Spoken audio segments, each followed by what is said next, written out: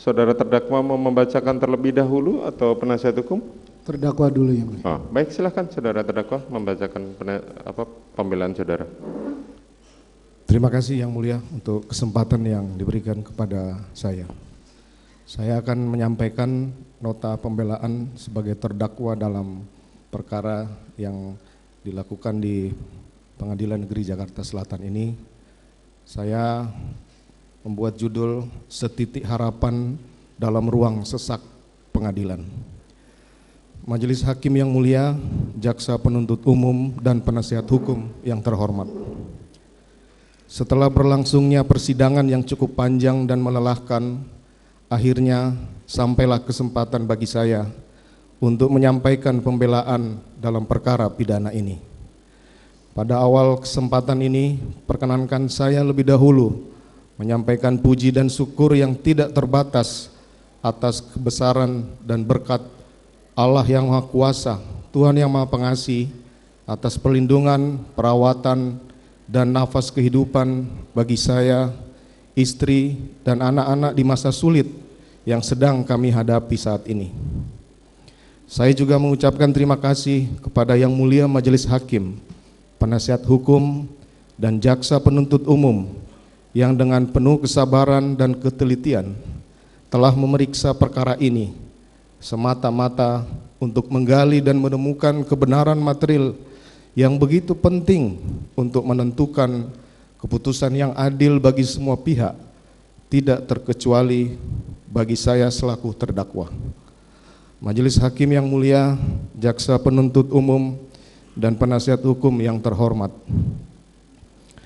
Nota pembelaan ini awalnya hendak saya beri judul Pembelaan yang Sia-sia, karena di tengah hinaan, caci maki, olok-olok serta tekanan luar biasa dari semua pihak terhadap saya dan keluarga dalam menjalani pemeriksaan dan persidangan perkara ini, acap kali membawa saya dalam keputusasaan dan rasa frustasi. Berbagai tuduhan bahkan vonis telah dijatuhkan kepada saya sebelum adanya putusan majelis hakim.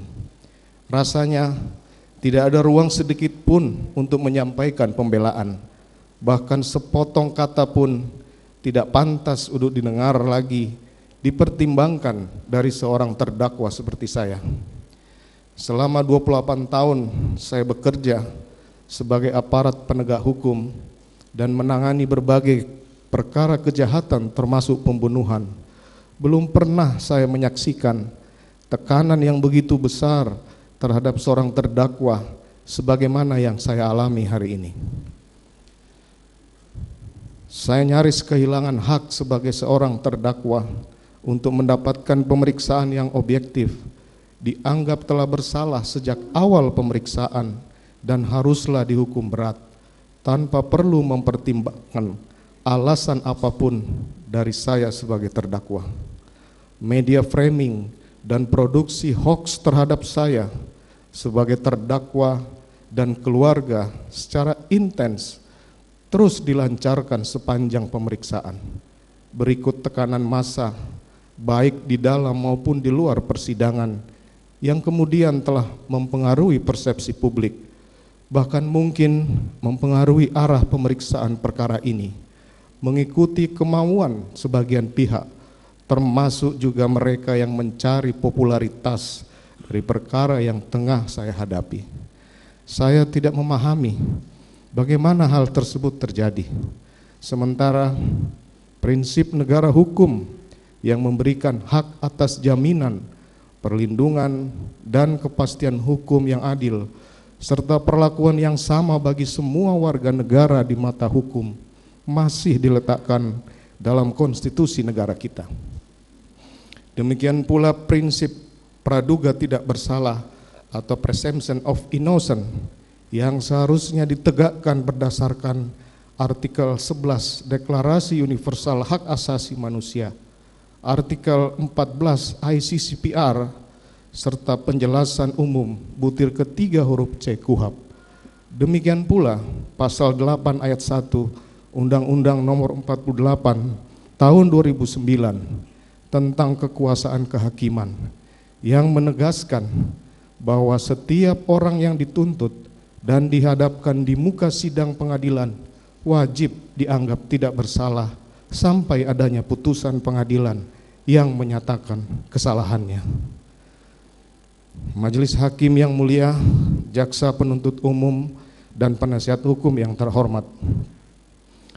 Sejak awal saya ditempatkan sebagai terperiksa dalam perkara ini, beragam tuduhan telah disebarluaskan di media dan masyarakat, seolah saya adalah penjahat terbesar sepanjang sejarah manusia. Saya telah dituduh secara sadis melakukan penyiksaan terhadap almarhum Yosua sejak Magelang.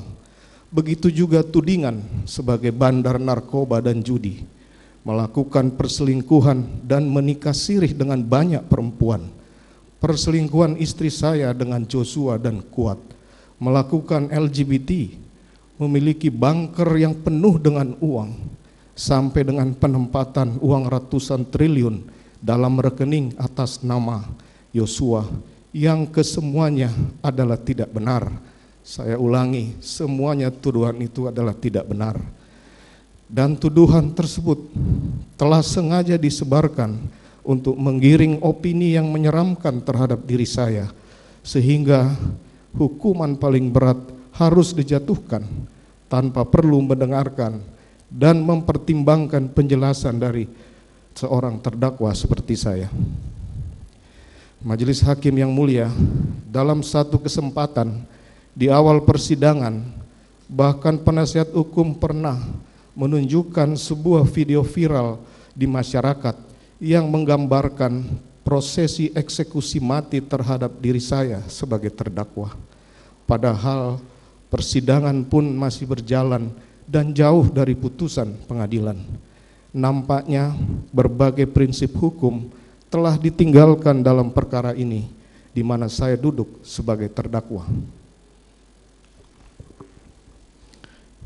Tidak dapat saya bayangkan bagaimana saya dan keluarga dapat terus melanjutkan dan menjalani kehidupan sebagai seorang manusia, juga sebagai warga masyarakat, dengan berbagai tuduhan keji yang melekat sepanjang perjalanan hidup kami. Meski demikian, istri, keluarga, terkhusus anak-anak, dengan penuh kasih dan kesabaran tidak pernah berhenti untuk menguatkan dan meyakinkan bahwa harapan keadilan masih ada walaupun hanya setitik saja. Karenanya saya tidak boleh berhenti menantikan keadilan.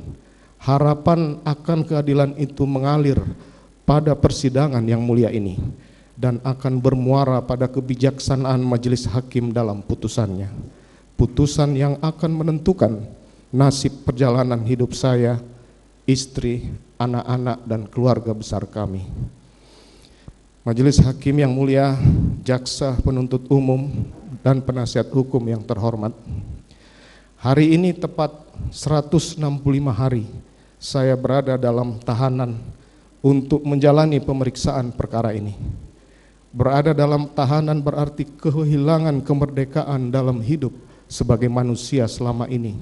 Saya menikmati jauh dari berbagai fasilitas, kehilangan kehangatan keluarga, sahabat, dan handai tolan. Semua hakikat kebahagiaan dalam kehidupan manusia yang sebelumnya saya rasakan sungguh telah sirna berganti dengan suram, sepi, dan gelap. Di dalam juri tahanan yang sempit, saya terus merenungi betapa rapuhnya kehidupan saya sebagai manusia. Tidak pernah terbayangkan sebelumnya kehidupan saya yang begitu terhormat dalam sekejap terperosok dalam nestapa dan kesulitan yang tidak terperikan. Demikianlah penyesalan kerap tiba belakangan, tertinggal oleh amarah dan murka yang mendahului. Majelis Hakim yang mulia, jaksa penuntut umum, dan penasihat hukum yang terhormat, penderitaan yang menimpa saya dan keluarga hari ini diawali dari peristiwa yang dialami oleh istri saya, Putri Chandrawati, pada tanggal 7 Juli 2022. Pada tanggal 8 Juli 2022, istri saya yang terkasih Putri Chandrawati tiba dari Magelang dan menyampaikan bahwa dirinya telah diperkosa oleh almarhum Yosua sehari sebelumnya di rumah kami di Magelang. Istri saya Putri Chandrawati terus menangis sambil menceritakan bagaimana kejadian yang telah dialaminya tersebut. Tidak ada kata-kata yang dapat saya ungkapkan saat itu. Dunia serasa berhenti berputar, darah saya mendidih, hati saya bergejolak. Otak saya kusut membayangkan semua cerita itu.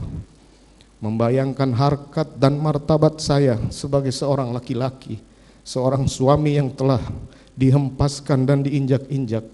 Juga membayangkan bagaimana kami harus menghadapi ini.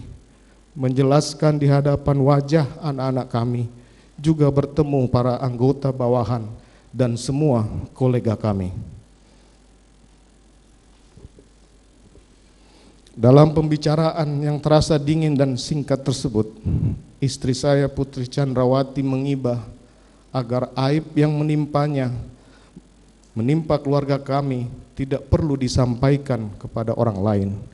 Istri saya begitu malu, ia tidak akan sanggup menatap wajah orang lain yang tahu bahwa ia telah dinodai. Istri saya Putri Chandrawati lantas meminta agar persoalan tersebut diselesaikan dengan baik-baik, karena sebelumnya ia juga telah menyampaikan langsung kepada almarhum Yosua agar yang bersangkutan resign dari pekerjaannya sebagai ADC di rumah kami. Permintaan yang kemudian saya ikuti, lantas saya memintanya masuk ke dalam kamar, sementara saya berdiam diri di ruang keluarga dengan hati dan pikiran yang kacau berantakan. Dalam suasana kalut tersebut, saya memanggil Ricky Rizal sebagai ADC yang paling senior yang bertugas menjaga keluarga untuk menemui saya.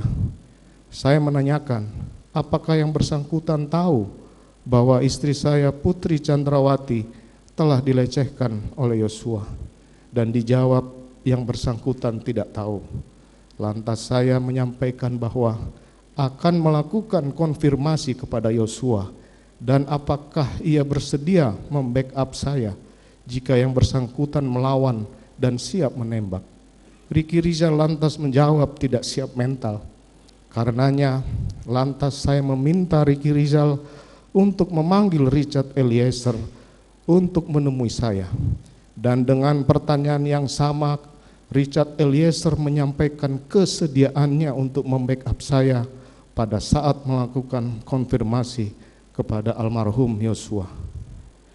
Majelis Hakim yang mulia, pada saat pembicaraan dengan Ricky Rizal maupun Richard Eliezer di Saguling, sama sekali tidak ada rencana maupun niat yang saya sampaikan untuk membunuh Yosua, sebagaimana yang dituduhkan penuntut umum dalam surat tuntutannya yang hanya bersandar pada keterangan terdakwa Richard Eliezer. Demikian pula keterangan tunggal dari terdakwa Richard Eliezer yang menjelaskan bagaimana saya memberikan kotak peluru kepadanya, menggunakan sarung tangan, juga menyebutkan mengenai pembicaraan CCTV yang semua keterangan tersebut tidak benar, tidak ada dalam fakta, dan tidak berkesesuaian dengan bukti-bukti di persidangan. Meskipun benar saya telah meminta backup untuk mengantisipasi kemungkinan perlawanan dari Yosua, namun maksud yang saya sampaikan adalah semata-mata melakukan konfirmasi terhadap Yosua atas peristiwa yang telah dialami oleh istri saya, Putri Chandrawati, sebagaimana fakta tersebut telah dibenarkan oleh saksi Ricky Rizal dan saksi lainnya. Selanjutnya, untuk kepentingan isolasi yang biasa dilakukan oleh keluarga kami setelah dari luar kota, istri saya Putri Chandrawati berpamitan lalu menyampaikan bahwa saya akan melakukan konfirmasi kepada Yosua nanti malam setelah istri saya isolasi dan saya selesai kegiatan di Depok. Dan kemudian ia berangkat menuju rumah dinas Duren 3, sementara saya yang masih belum bisa berpikir jernih dan tidak tahu harus melakukan apa, akhirnya melangkahkan kaki memenuhi agenda undangan pimpinan yang sudah terjadwal di Depok. Sepanjang perjalanan dari rumah Saguling, pikiran saya terus berkecamuk dan semakin memuncak ketika mobil yang saya tumpangi akan melewati rumah dinas Duren 346 dan melihat Yosua berdiri di depan rumah. Seketika itu juga kemarahan saya semakin meletup, membayangkan apa yang sudah dilakukan kepada istri saya.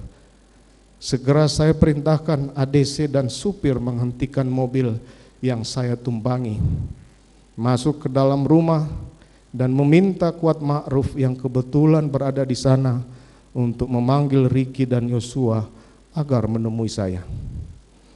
Dengan amarah yang memuncak, saya mengkonfirmasi Yosua mengapa ia berlaku kurang ajar terhadap istri saya. Namun Yosua menjawab dengan lancang, "Kurang ajar bagaimana, Komandan? Seolah tidak ada satu apapun yang terjadi. Kesabaran dan akal pikiran saya pupus. Entah apa yang ada di benak saya saat itu. Namun seketika itu juga terlontar dari mulut saya, 'Hajar Cat, kamu hajar Cat.' Richard langsung mengokang senjatanya dan menembak beberapa kali ke arah Yosua. Peluru Richard menembus tubuhnya, kemudian menyebabkan almarhum Yosua jatuh dan meninggal dunia. Kejadian tersebut begitu cepat. Stop, berhenti, saya sempat mengucapkannya, berupaya menghentikan tembakan Richard, dan sontak menyadarkan saya bahwa telah terjadi penembakan oleh Richard Eliezer yang dapat mengakibatkan matinya Yosua. Lantas saya segera keluar memerintahkan Prayogi untuk segera memanggil ambulan sebagai upaya memberikan pertolongan bagi almarhum Yosua. Saya begitu panik saat itu, namun harus segera memutuskan apa yang mesti dilakukan untuk mengatasi keadaan tersebut, terutama untuk melindungi Richard Eliezer pasca terjadinya peristiwa penembakan. Majelis Hakim yang mulia, Jaksa Penuntut Umum, dan penasihat hukum yang terhormat. Sebagai seorang anggota polisi yang berpengalaman sebagai penyidik, maka sesaat setelah peristiwa penembakan yang dilakukan oleh Richard Eliezer, dengan cepat saya dapat menggunakan pengetahuan dan pengalaman saya untuk mengatasi keadaan tersebut. Ketika saya melihat senjata yang terselip di pinggang belakang kanan Yosua, maka saya segera mencocokkan situasi yang terjadi dengan cerita yang layak sebagai cara untuk melindungi Richard Eliezer. Imajinasi saya bekerja dan segera saya mengambil senjata HS dari pinggang Yosua, menggenggamnya dan menembakkan ke dinding di atas tangga. Lantas menggenggamkan senjata tersebut ke tangan Yosua dan kemudian menembakkannya ke dinding atas TV di ruang tengah rumah Duren 3, sehingga cerita tembak-menembak antara Richard Eliezer dengan Yosua dapat tergambarkan di tempat kejadian perkara.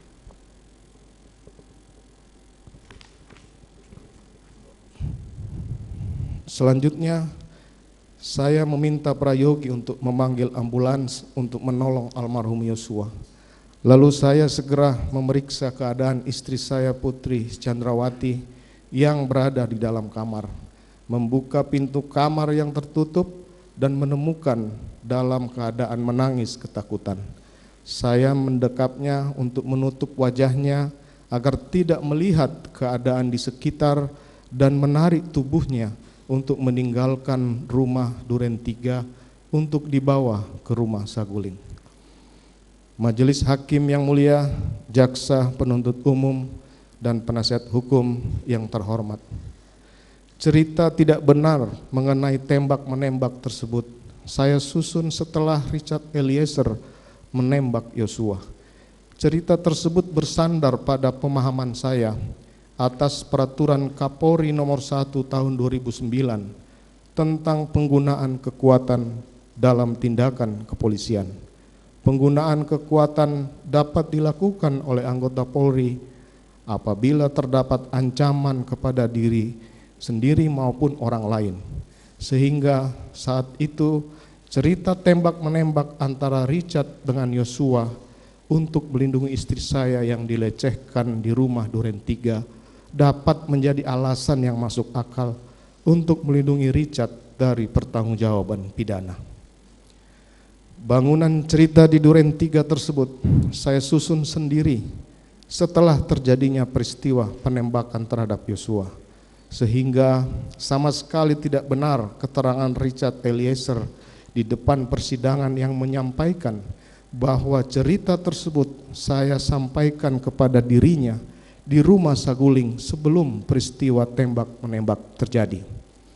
Adalah tidak mungkin jika saya membuat cerita sebagai bagian dari rencana pembunuhan seperti disampaikan Richard, karena faktanya saya tidak pernah berkomunikasi dengan Kuat Ma'ruf, juga tidak ada menceritakan soal skenario tersebut kepada Ricky Rizal dan istri saya Putri Chandrawati sebelum terjadinya penembakan tersebut.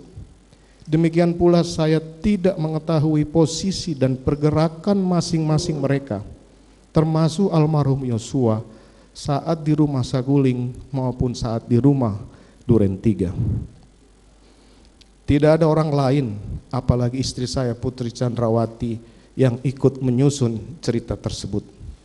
Cerita tersebut sepenuhnya didasarkan pada pengetahuan yang saya miliki sebagai seorang penyidik. Sementara istri saya Putri Chandrawati, juga Kuat Ma'ruf, Ricky Rizal, bahkan Richard jelas sama sekali tidak memiliki pengetahuan dan pengalaman di bidang tersebut.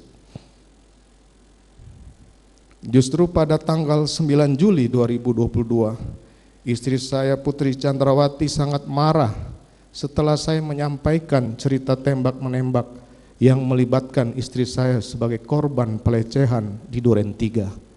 Juga terutama karena sebelumnya ia telah meminta kepada saya agar permasalahan dengan Yosua diselesaikan dengan baik-baik. Cerita tembak-menembak tersebut baru saya sampaikan kepada Richard Eliezer pasca terjadinya peristiwa penembakan Yosua. Setelah memerintahkan Ricky Rizal mengantar istri saya kembali ke rumah Saguling, kemudian saya masuk kembali menemui Richard Eliezer untuk menjelaskan cerita tembak-menembak tersebut dengan maksud untuk dijelaskan kepada penyidik apabila kemudian menghadapi pemeriksaan. Cerita tembak-menembak juga baru saya jelaskan kepada Kuat Ma'ruf dan Ricky Rizal ketika saya menemui mereka saat pemeriksaan di Biro Provos Mabes Polri. Di dalam cerita tersebut saya sampaikan bahwa saya tidak berada di TKP pada saat tembak-menembak terjadi. Saya tiba saat peristiwa telah selesai. Cerita tidak benar tersebut yang belakangan terungkap setelah diputarnya kopi rekaman CCTV di depan pos Satpam rumah Duren 3 oleh penyidik Polri. Sebelumnya, untuk mendukung cerita tersebut, pada tanggal 13 Juli 2022, saya telah memerintahkan salah satu anggota kepolisian untuk merusak laptop dan flash disk yang berisi kopi rekaman CCTV di depan pos Satpam rumah Duren 3. Tindakan tersebut kemudian telah menyeret sebagian anggota Polri yang melaksanakan perintah tersebut dalam pemeriksaan kode etik, pidana, dan diberhentikan sebagai anggota Polri. Dampak tersebut tidak pernah saya bayangkan. Sementara institusi Polri juga tidak mengindahkan penjelasan dan permohonan maaf yang saya sampaikan pada setiap pemeriksaan, bahwa semua anggota Polri tersebut tidak bersalah karena mereka telah mendapatkan informasi dan fakta yang keliru, juga menjalankan perintah saya yang keliru. Majelis Hakim yang mulia, jaksa penuntut umum dan penasihat hukum yang terhormat, Sungguh setiap waktu rasa bersalah dalam diri saya tidak pernah berhenti. Penyesalan mendalam atas timbulnya korban Yosua, atas luka bagi keluarga yang ditinggalkan. Terlebih khusus terhadap istri saya yang terkasih, Putri Chandrawati, yang untuk kedua kalinya harus menderita karena tanpa dasar dan bukti kesalahannya telah dijadikan terdakwa dalam persidangan ini, setelah sebelumnya menjadi korban perkosaan yang merampas kehormatan dan martabatnya sebagai seorang perempuan, istri dan ibu dari anak-anak kami. Tidak bisa saya bayangkan bagaimana hancur dan sakitnya perasaannya. Kiranya Tuhan sajalah yang selalu menguatkan dan menghiburnya. Saya sungguh menyesali bahwa peristiwa pembunuhan yang terjadi terhadap almarhum Yosua telah menyeret mereka yang tidak terlibat dan tidak bersalah ke dalam ruang persidangan pidana. Mereka dituntut atas perbuatan dan kesalahan yang tidak mereka ketahui. Penyesalan yang teramat dalam juga terhadap Kuat Ma'ruf dan Ricky Rizal sebagai orang-orang yang baik yang telah didudukkan sebagai terdakwa tanpa tahu apa kesalahannya. Juga terhadap Richard Eliezer yang harus menghadapi situasi ini. Saya bersalah dan menyesal karena amarah dan emosi telah menutup logika berpikir saya. Saya lupa bahwa saya seorang Inspektur Jenderal Polisi dan pejabat utama Polri yang tidak pantas melakukan hal tersebut. Selama 28 tahun saya tidak pernah lelah mendedikasikan diri bagi Polri yang selalu saya cintai. Dalam banyak penugasan sebagai seorang polisi, acap kali saya harus meninggalkan istri dan anak-anak semata-mata untuk memberikan dedikasi terbaik bagi kepolisian, masyarakat, nusa dan bangsa. Sebagai anggota Polri, saya tidak pernah melakukan pelanggaran pidana, pelanggaran disiplin maupun kode etik, bahkan telah menerima bintang Bayangkara Pratama dari Bapak Presiden yang membuktikan dharma bakti saya bagi Polri yang tanpa cacat dan celah selama berdinas. Majelis Hakim yang mulia, jaksa penuntut umum dan penasihat hukum yang terhormat.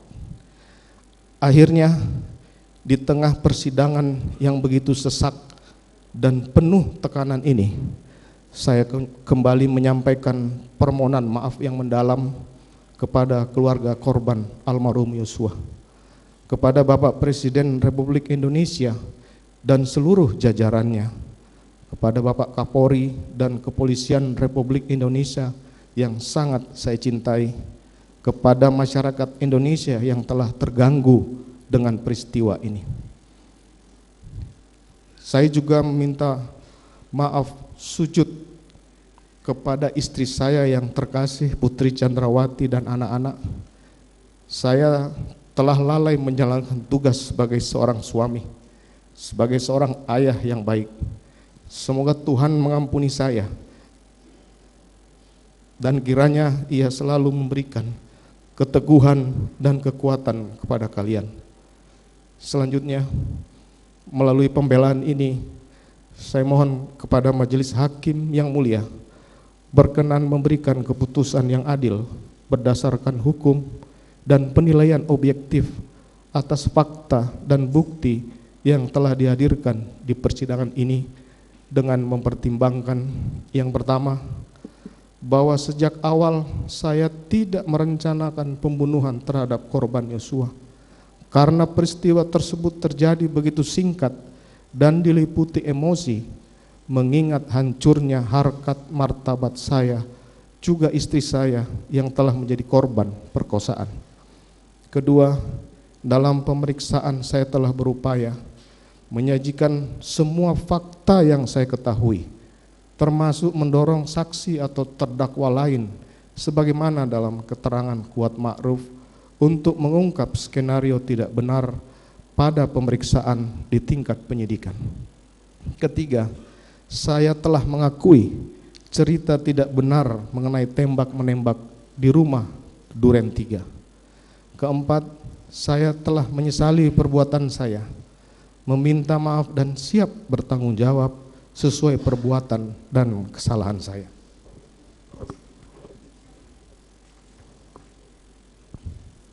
Kelima, saya telah berupaya untuk bersikap kooperatif selama menjalani persidangan, menyampaikan semua keterangan yang saya ketahui. Keenam, saya telah mendapatkan hukuman dari masyarakat atau social punishment yang begitu berat, tidak saja terhadap diri saya, namun juga terhadap istri, keluarga, bahkan anak-anak kami. Ketujuh, baik saya maupun istri telah didudukkan sebagai terdakwa dalam persidangan ini dan berada dalam tahanan. Sementara 4 orang anak-anak kami, terkhusus yang masih balita, juga punya hak dan masih membutuhkan perawatan juga perhatian dari kedua orang tuanya. Kedelapan, sebelumnya saya tidak pernah melakukan tindak pidana di masyarakat, melakukan pelanggaran etik maupun disiplin di kepolisian. Kesembilan, saya telah 28 tahun mengabdikan diri kepada Kepolisian Negara Republik Indonesia, kepada nusa dan bangsa, sehingga atas kesetiaan dan dharma bakti tersebut saya telah dianugerahi bintang Bayangkara Pratama yang diberikan oleh Bapak Presiden Republik Indonesia. Saya juga telah mendapatkan penghargaan tertinggi dari Polri berupa 6 Pin Emas Kapolri atas pengungkapan berbagai kasus penting di kepolisian, antara lain pengungkapan kasus narkoba jaringan internasional dengan penyitaan barang bukti 4 ton 212 kg sabu, pengungkapan kasus Joko Chandra, pengungkapan kasus tindak pidana perdagangan orang yang menyelamatkan pekerja migran Indonesia di luar negeri, dan banyak pengungkapan kasus besar lainnya. Kesepuluh, atas perkara ini saya telah dijatuhi hukuman administratif dari Polri berupa pemberhentian tidak dengan hormat sebagai anggota Polri. Akibatnya saya telah kehilangan pekerjaan dan tidak lagi mendapatkan hak-hak apapun termasuk uang pensiun, sehingga saya telah kehilangan sumber penghidupan bagi saya dan keluarga. Sebagai manusia biasa, saya juga tidak luput dari salah dan dosa. Kiranya Tuhan yang Maha Pengasih berkenan mengampuni saya, memberikan kesempatan kepada saya untuk bertobat dan memperbaiki diri, sebagaimana yang termuat dalam kitab Mazmur 51 ayat 13. Janganlah membuang aku dari hadapan-Mu, dan janganlah mengambil roh-Mu yang kudus daripadaku. Demikian pula termuat dalam Wahyu 3 ayat 19. Barang siapa ku kasihi, ia ku tegur dan ku hajar. Sebab itu relakanlah hatimu dan bertobatlah. Dan masa lalu adalah pengalaman berharga, hari ini adalah kehidupan kepastian, hari esok adalah pengharapan.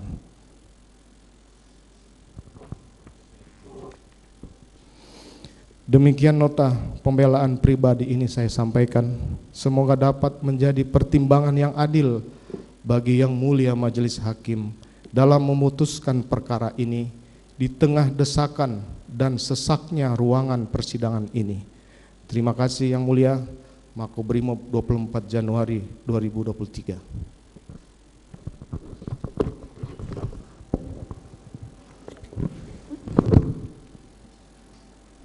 Silakan.